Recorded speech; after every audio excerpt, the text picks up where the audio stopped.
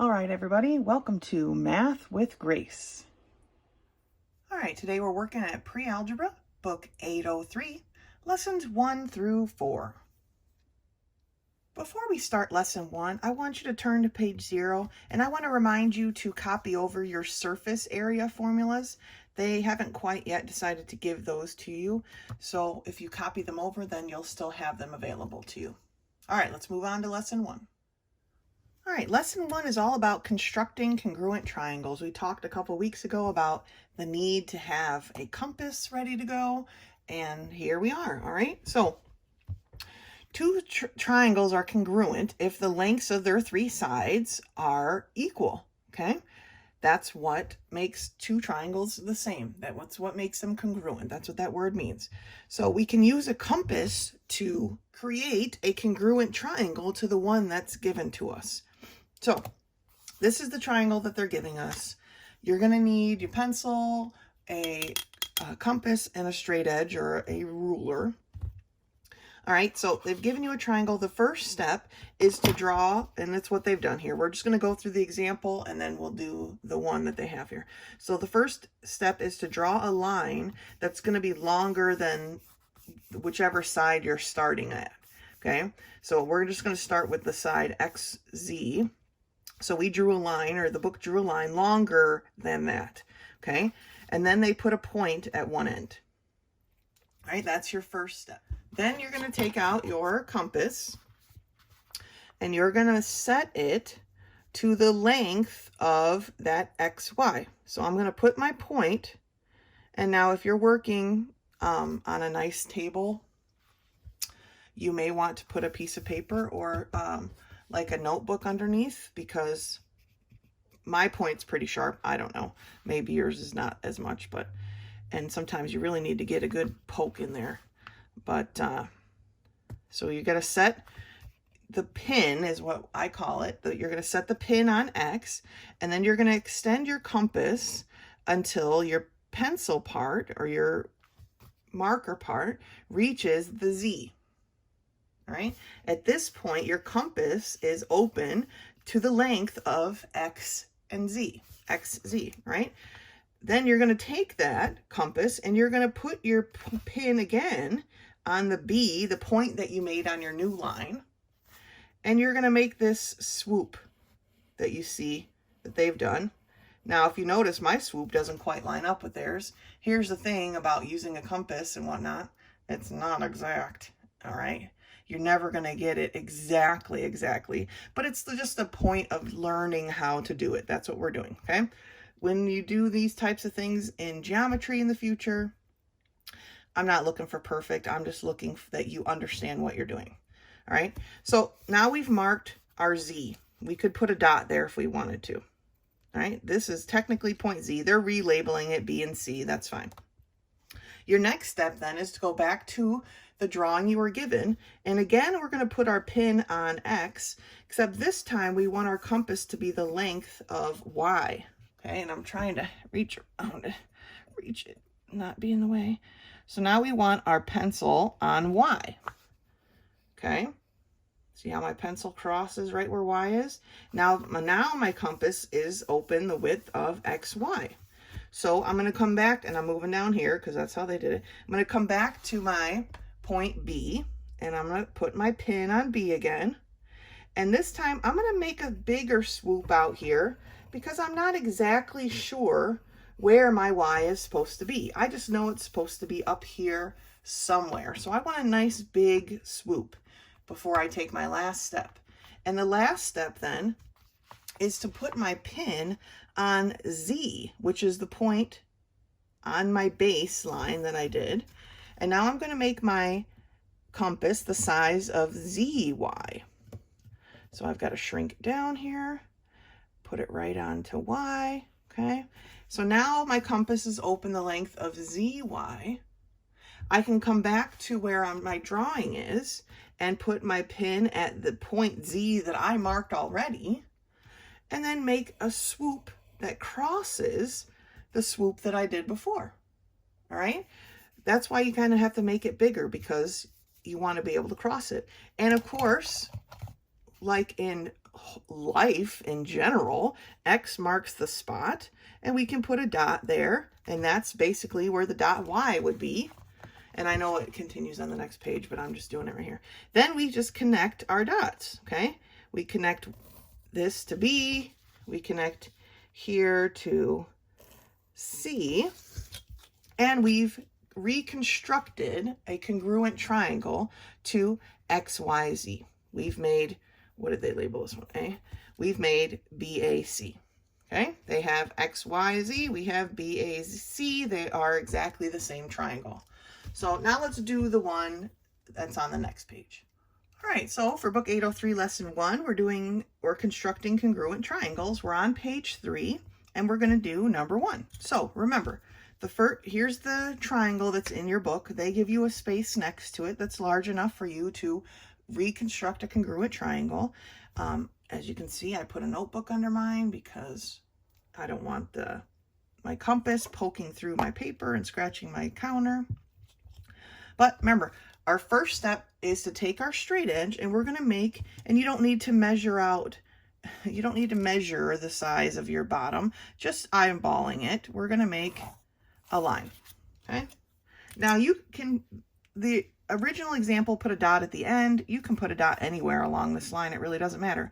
I'm going to put my dot right here. And I just label these. If I label them, I just label them the same that's labeled in the book because I don't need to be confused by whatever. So this is my point G, okay?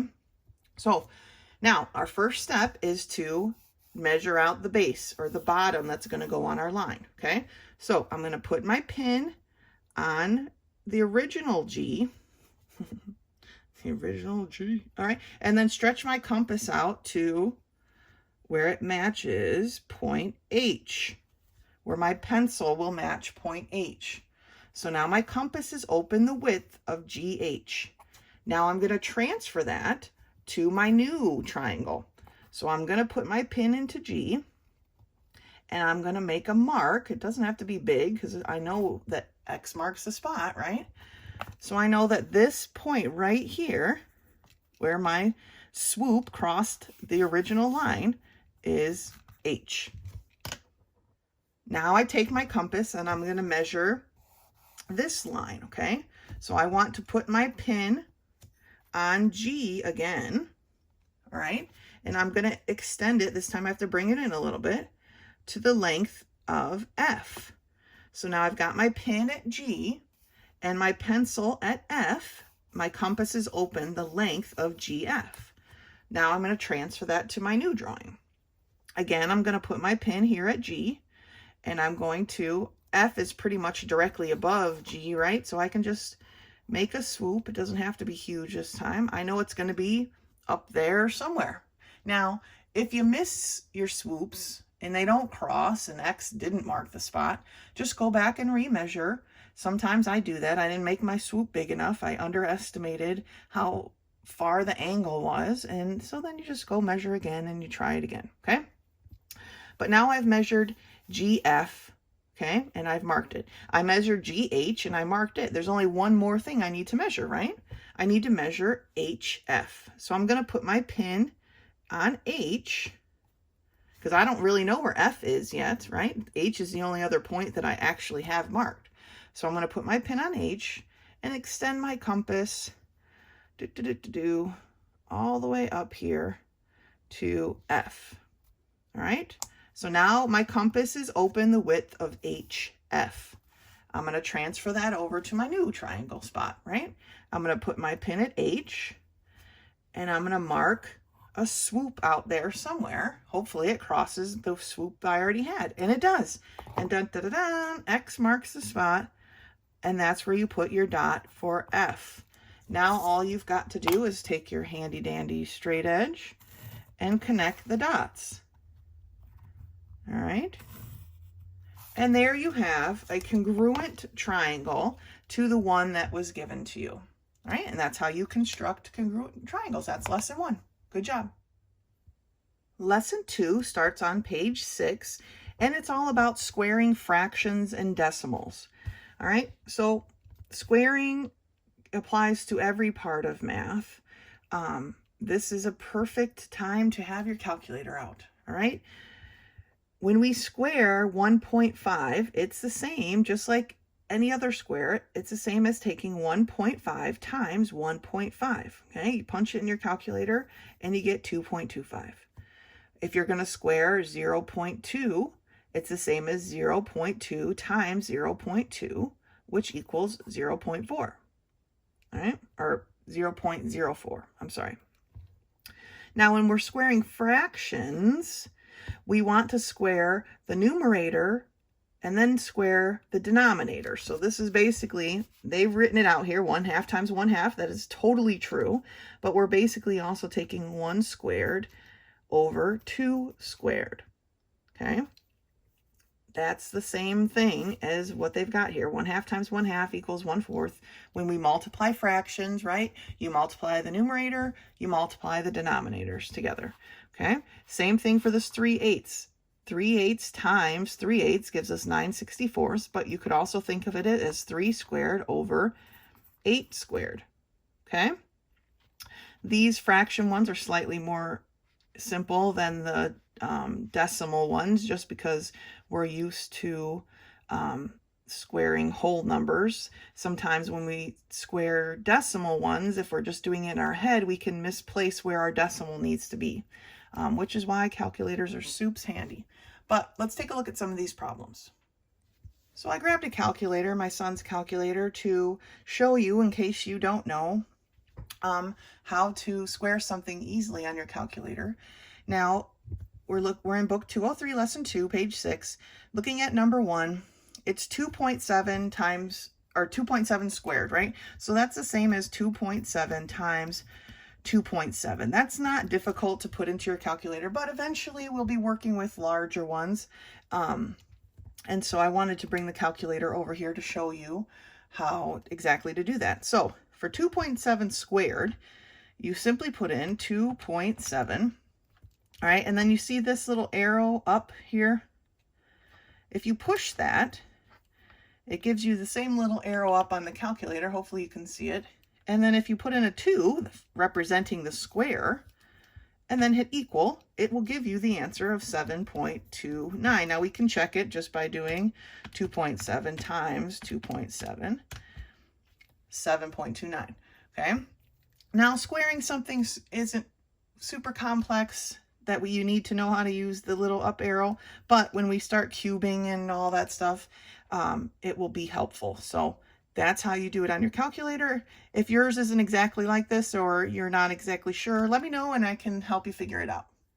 All right, so then moving on to 1b, it's 0.3 squared, or 0.3 times 0.3. Now I think we are all at the point that we know that 3 times 3 is 9, right? But you got to be careful with your decimals, because remember, when you're multiplying decimals, your answer needs to have the total amount of decimals, which would be 2. So yes, it's 9, but it's 0.09.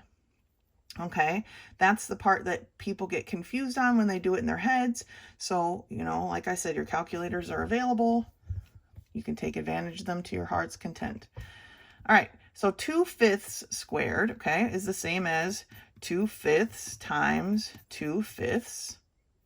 So 2 times 2 is 4, and 5 times 5 is 25, or 2 squared and 5 squared. If you can square them separately, that's fine. So the answer for 1C is 4/25. We can't reduce that, so that's just our answer. Now for the next one, 2a is 3.5 squared, or 3.5 times 3.5. Now I don't know many of us who have got the square of 35 memorized that they can then go ahead and throw a decimal into. You get extra credit points if you do. But if we put it into our calculator, I use my calculator on my watch, but 3.5 times 3.5 equals 12.25, okay? That means 35 squared is 1,225, right? Because all we did was move the decimal. And now we know. Extra credit for everybody. No, I'm kidding. Anyway, 2b is 2/3. Oops, 2/3 times 2/3, or 2/3 squared, okay? Well, 2 times 2 is 4. 3 times 3 is 9. That can't be reduced, and so that's just our answer. So then for 2c, we've got 7/8 squared. So it's the same as 7 squared over 8 squared, okay? I wrote this one a little bit differently, but they represent the same concept. So if we've practiced our times tables, 7 times 7 is, well, we can write it up here, 49, right? 8 times 8 is 64. All right, so the answer for that one is 49/64. All right, so be careful if you're going to do decimals in your head. Remember that you need to maintain the total number of decimal places, okay, in your answer. So each one of these is going to have 2 decimal places, unless, of course, it ends in a 0, but it's going to have 2 decimal places. Other than that, feel free to use your calculator, and that is fractions and decimals, lesson 2. Lesson 3 starts on page 11, and it's all about combining like terms in expressions, okay, or finding like terms in expressions. And remember that a term of an expression are separated by the negative and positive signs, okay? Each of these are terms. If it has a negative or a positive sign in front of it, that sign belongs to the term, okay? There are 4 terms in this set of numbers, right? Like terms are ones that we can combine together. They are similar. They have similar features, okay?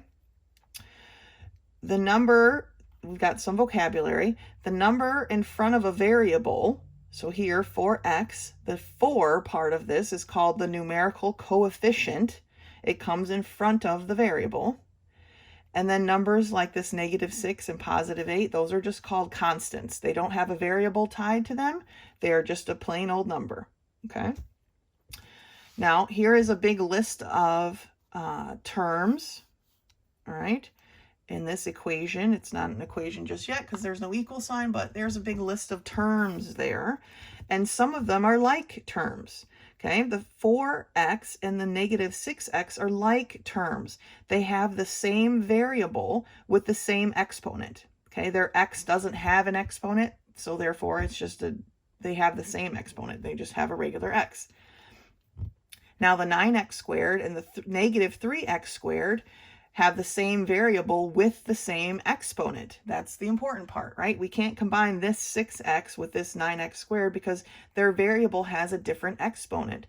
But in this case, both of these variables are x, and they both have a 2, or they're both being squared. So they are like terms. And then we have our constants, which are just our numbers, 10 and 8, okay? Now here they're showing how like terms can't have a different variable. They have to have the same variable or they're not like. They can't have different exponents. They can't be one variable and one constant, okay? And then down at the bottom, they've got this green bar with the reminders. But let's turn the page and do some of these problems. So on page 12, at the top, we're on lesson 3 here. They've just got a list of terms, and all they want you to do is mark terms that are like terms. They just want you to mark them. We don't have to add them up or anything. We don't have to simplify at all. So the instructions say to put a box around the terms that are constants, circle terms with numerical coefficients but no exponent, and underline terms with exponents. And they've done 1A for you. I say go ahead and follow directions for this particular page. But as we move forward, you need to develop a system that works best for you in identifying which terms are which. I don't do all of this boxing, circling. I do to an extent, but I prefer underlining and it's going to sound weird, but overlining, okay? But you've got to find a system that works best for you. For this problem today, we're just going to follow the directions. And the directions state to put a box around the terms that are constants. So I'm going to start there. 1B, I'm going to look for my constants, okay? This plus 7 is a constant. and this plus 3 is a constant, so I put a box around them. It says circle the terms with numerical coefficient but no exponents. Okay, well, I don't have any of those. All of my variables have exponents, so I'm supposed to underline the ones with exponents. Okay, and that's it. I'm done with this problem. They don't want us to simplify or solve it. They just want you to mark off the like terms. So looking at number 2, again, I'm going to start with my constants, and I've got a plus 4 as my constant. I'm going to circle the terms with numerical coefficient but no exponents. So, and see, that's where the rub comes in, because that means I would circle this 3x, but I would also circle this 5y, and those aren't like terms. So I am not, okay, I put a circle around 3x. I'm not going to circle my 5y because they aren't like terms. And I don't want us to get confused thinking that they could be like terms. So I'm going to overline it or put an arch above it like this, okay? So yes, my 3x and my 5y are both numerical coefficients but no exponents, but they aren't like terms because this variable and this variable don't match. And then I have a 7x squared, and I can just underline that, all right?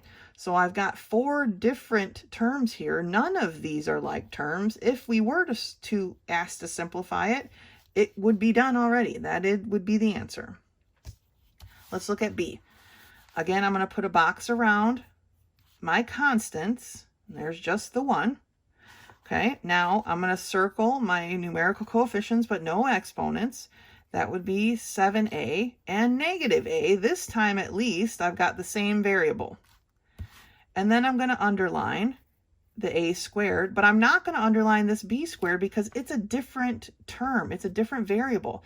These are not like terms. I don't want to underline it, so I'm going to do my overlining instead. Okay, it just delineates between the two.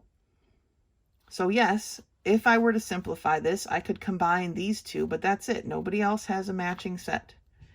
All right, looking at 3a. My negative 18 is a constant, but that's the only one. I can circle my y, but then I've got this plus 5x, which again is a numerical coefficient but no exponents, but it doesn't match my y. They aren't the same variable, so I'm going to overline it. Okay, and then I have a y cubed that I can underline. Make sure you include the negative. But then I have a negative y squared over here. Well, how is that one going to work, right? Because this one doesn't combine with this y to the third. So this is a lot of coefficient or a lot of terms here that don't combine with each other. So then we just need to think of some other way to mark it, all right? And maybe I'll mark it with half a box. Okay, so like I said, as you move forward, you're going to need to develop a system that you can understand, something that you can recognize, because eventually they are going to ask you to simplify this, which means you are going to have to combine the like terms. So you need to be able to know which terms are actually like and which aren't. 3b. Let's put our box around our constants, and we can circle this negative 4x, right? We can put a line under this negative x to the 4th, but then we're still left with this plus x squared. Yes, both of these have terms with exponents, but they are not like terms. We cannot combine 4x or x to the 4th and this x squared because they have different exponents. So I'll mark that one in a different way. Okay, so it's important as you move forward to be able to underline the like terms, underline the terms that should match up the same. So like we did here, these were all a squared. So we could put just a line under each. Okay, but here we didn't. They're both squared, right? But this is an a and this is a b. So these are not like terms. So we had to mark them differently. That's the important part here that they really kind of glance over. But when you're doing your work, you're smarter than that. We're going to do it the right way. So mark each term with its own type of marking. All right. And that's lesson 3. All right, lesson 4 starts on page 15, and it's all about automobile purchase costs. All right, you're getting ready to purchase your first car, or any car for that matter. But we have to remember, when we're purchasing a car, we're not just paying the price that's on the side of the car. There's all kinds of additional expenses, and trust me, they're going to try to add on as many expenses as they can because they're making money, right? But the largest additional expense is usually sales tax. All right, sales tax is a huge part of buying a car, but it's only one other expenses. We've got to pay for registrations, license plate, title, undercoating, who knows? They like to tack on all kinds of stuff, and you've got to be careful. Some of it, sure, you have to pay for. Some of it you can try to negotiate down, but sales tax is going to be there. So we have to remember, when we're buying a car, that the total cost of purchasing any vehicle is the sum of the price of the vehicle and all of the related expenses. You have to take that into mind when you're buying a car. Now, I don't know where they live, that the title and the registration's only $50, but I'm ready to move there because I just paid $150 to get a sticker for my license plate. So I got to figure out where these people live and move there. But you have to add all this stuff together to get your total purchase cost. Okay, so let's take a look at some of these problems. So we're on page 16, and there's 2 problems about buying a car. It says a used car costs $7,525. Title, registration, and notarization fee costs an additional 2% of the purchase price. So what did the additional fees cost? So they're trying to figure out what is, okay, this is how we need to think about it when we're thinking about story problems. What is, we don't know, so I'm using a variable. Is always means the equal sign. What is 2%, okay, of, and when we say the word of, that implies multiplication. 2% of 7,525. All right, so there's our equation. That's the equation that we're going to solve. So, as you know, we can't use 2% in our equation. We've got to change it over so that it can be useful. And we have to do that by moving our decimal place 2 points. So we're going to use the number 0.02 and multiply that times our 7,525. So if you have your calculator ready, you can go ahead and do that. And you're going to come up with 150.5. Now, we're talking about dollars. So when we write our answer on the number line, or on the answer line, we need to remember that we're talking about dollars. So what are the additional fees? The additional fees are $150.50. $150.50. Okay, we don't just write $150.5, right? We write 50 cents. We tack a 0 on the end. So in this example, they're going to pay an extra $150.50 on top of the cost of their car. Remember, you have to add those 2 things together to get your total fees. All right, let's take a look at number 2. There was a 5% sale tax on the car in number 1 above. How much was the sales tax on $7,525? Okay, so what is 5% of 7,525? That's what they're asking. So it's very similar to the problem we just did, except now we're using 5%. So we're solving. How do we write 5% as a decimal so that we can use it in an equation? Remember, we move our decimal point 2 places, so 0.05 times 7,525. And what does that give us? Putting it into our calculator, we see that that gives us 376.25.